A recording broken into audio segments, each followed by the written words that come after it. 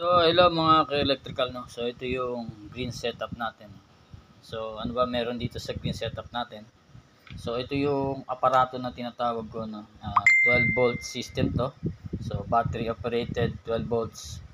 Pwede magdagdag ng battery, parallel connection, hindi pwede series. Pag siniris kasi yung battery, magiging 24 yun. So, 24 volts ang battery na yon. So, 12 volts lang ito mga ka-electrical, no?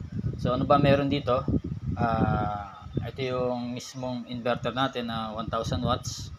So, surge yun. Then, 500 watts ang continuous pwedeng gamitin, no? Pero, syempre, depende yon sa setup mo, no? Sa setup natin ito, ang allowable is 100 watts load, daytime. Sa gabi, battery na lang ang maasahan mo. Kung full charge yung battery mo na 100 Ah ang gamit mo, meron kang 600 watts consumable sa gabi. So, yon.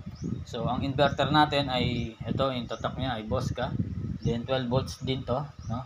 Kaya, hindi pwede ito sa 24 volts na system na solar panel, no? 160 watts ang recommended ko na solar panel. So, Bosca rin ang tatak. Pero sa ngayon, meron nang bago kung nakikita na lumalabas na 200 watts at ang BMP niya is yung maximum voltage ay 18 volts to 19 volts. So, pwede yun. So, sa SCC natin, pwede yung maximum voltage ng solar panel na 18 volts to 19, at least maximum ng 19 hanggang 20 volts, no? So, kasi kayang i-convert pa ng SCC natin yung BMP voltage na 18 to 19 volts papuntang 12 volts. Okay? Dahil nga yung battery natin ay 12 volt system lang. Then, ano ba yung meron dito? So, yung inverter natin, so may power on off din niya, no? Yan. Ito yung on, then ito yung off, no? So, yung blower niya, mapapansin nyo kapag umandar, so isang beses lang, no? Aandar uli yan kapag yung inverter natin na aluminum body ay nag-init, saka lang magbo-blow uli yung blower natin, no? So, hindi yun sira. Automatic lang to. Pag na-detect niya na mainit na siya, aandar yung blower. Okay? So, then, yung SCC natin nga ay 50 ampere charging. Pwede siya mag-charge ng up to 50 ampere, no? Ibig sabihin nun, kung apat yung baterya mo na parallel, kaya niya i-boost ng 500 ampere. Pero karaniwan, kapag 100 Ah lang ang battery mo, hanggang 15 ampere lang ang binibigay niya sa 100 Ah na battery. Okay? So, ito yung mismong mga terminal niyan. Itong positive to negative na isa ay para sa panel. Then, itong sa gitna ay para sa battery. Then, ito ay para sa load na 12 volts. No? Kung gusto mong maglagay ng 12 volts dito. So, merong automatic to, merong manual. So, ito yung pindutan niya. No? So, nasa manual naman yan kasama. Pwede nyo pag-aralan. Then, ito yung outlet natin na 220 volts. Tuloy extension na yan. Dito na diretso yan. No?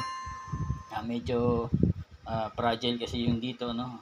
Dahil dito mismo nang gagaling yung kuryente, kaya nilagyan ko na ng sariling plug yan. Then, ito na yung extension mo. Then, universal yung outlet natin, no?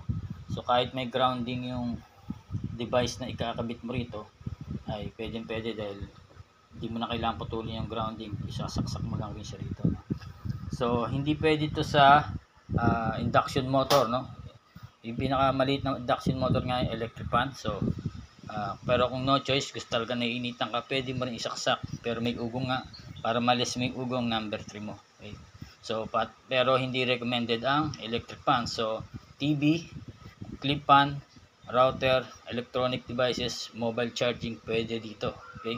So, yung electric fan, for emergency lang, talagang nag-brown out, nag-iinit ang kanagye. So, kaya niyang paigutin para mawala yung ingay na gusto mo. So, i-number 3 mo yung electric fan. Okay. So, yon. Ito yung relay naman natin. So, ang purpose nito ay para sa cutting ng input ng inverter natin, no? Input voltage, no? Once na ma-detect ni LVD na bumaba na yung voltage mo hanggang 11.5 volts, no? Sinagad ko to hanggang 11.5 volts ay maka-cut off nyo yung supply ng inverter natin, no? So 12 volts ang input nito, kumukuha to dito galing sa breaker sa battery. Okay. So ikakat niya, mawawala yung supply, siyempre patay agad. Then yung load mo patay din. So hindi na siya magbibigay ng supply kapag ang voltage mo ay umabot na ng 11.5. So yung 11.5 na yun, kapag standby na siya, babalik uli yun sa 12.6. So 12.6 o 12.2, no? 12.2 babalik sa 12.2, something ganyan, no? Maglalaro. Meaning 50% na siya, no? So yung 11.5 na sinasabi ko, running status yun, no? Habang tumatakbo ka pababa ng pababa hanggang sa umabot ng 11.5. Okay, after ng 11.5 cut siya, then babalik sa voltage o nominal voltage ng battery, magiging 12.2 something, no? So ibig sabihin nun ay 50% na yun. So yung mga nauna kong setup, pwede nyo i-adjust yun kasi ang una kong mga setup ay naging 12.3, 12.2, no? Hanggang 12, no? So pwede nyo i-adjust yan. So paano i-adjust yun? Marami kasi nagre-request sa akin na gusto nila i-adjust para mas matagal daw magamit yung battery if wala ng araw. So pwede natin i-adjust yan. So maraming klase ng LBD nga, no? So sa ngayon, itong LBD na binibigay ko ay ganito pag-adjust ng cut off, no? So sa left button, and cut, okay, 11.5 yung cut, ano niya, yung cut off niya, no? So nga pala, electrical to, no? Ray electrical, kasi baka may gumamit na naman ng video natin. So ito, yan. So pag-cut ng, pag-click mo dito sa left button ay 11.5 ang cut off, no, running condition. Then kapag reconnect niya is 2. Okay? Pag sinabing 2, i-plus mo dun sa 11.5, ang mangyayari is 13.5. So 13.5 ang reconnect niya. So sa right button kasi makikita nyo 2, yan yung reconnect. So plus 11.5, 13. So meaning ang reconnect mo is 13.5 while charging. Habang nagcha-charge ulit, nag-13, mag-iilaw yung LED. So dito yung basihan nyo, yung LED na yan. Okay? Yung LED na yan, kapag umilaw, ibig sabihin may output na 12 volts dito sa terminal block. Yung terminal block natin, may wire connected yan papunta dito sa relay natin. So yung relay natin, pag may 12 volts na input to, so yung switch niyan ay nagko-close. So makakatawid yung current mula dito sa side na to papunta rito, then dadaloy kuryente papunta sa inverter natin. So yan yung setup na green natin, no? Okay, so yung breaker natin naman, no, isa rin tong issue tong PMC, no? So marami sinabi o maraming nagsasabing negative dito na fake daw, no? Fake yung breaker na PMC. So sorry dun sa nakabili ng fake na yun, no? Pero hindi naman talaga fake to.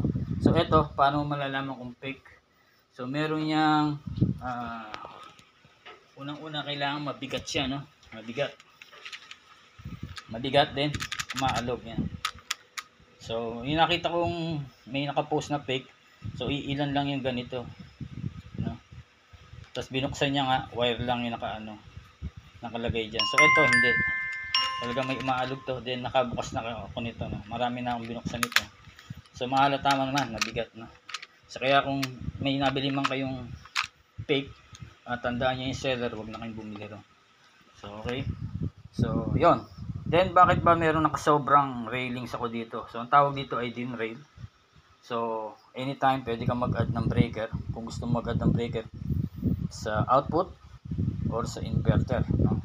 Kasi kapag minsan kapag sobrang lakas ng araw, then yung mga solar panel natin na bukas kasi bagong labas ay malalakas ang voltage noon.